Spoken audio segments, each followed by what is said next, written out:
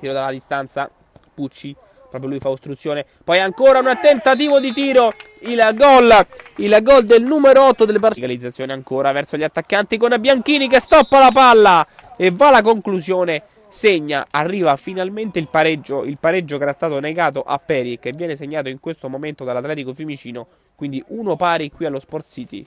Numero 4 che gira in direzione sempre del capitano, che se ne va, salta un avversario, prova ad accentrarsi, va alla conclusione e addirittura un gol straordinario. Siamo 2-1, rimonta dell'Atletico Fiumicino con questo gol incredibile da parte di Flore. Ancora a cercare gli attaccanti, vediamo con Pignatelli che va alla conclusione e va anche a pareggiare questa partita il nuovo entrato Pignatelli, 2 pari qui allo Sport City, con i giocatori dell'Atletico Fiumicino che hanno chiesto addirittura un calcio di rigore per un fallo di mano, secondo loro evidente. Attenzione intanto al tiro e al gol, che gol, ancora lui, ancora Peri, 3-2, doppietta personale per il numero 3.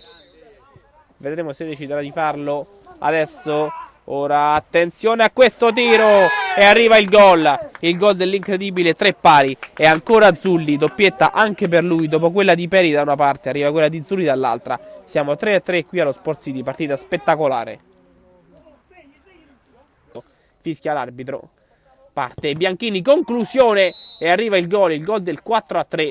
A 30 secondi dalla fine di questa partita torna in vantaggio l'Atletico Fiumicino con il gol che potrebbe decidere il match.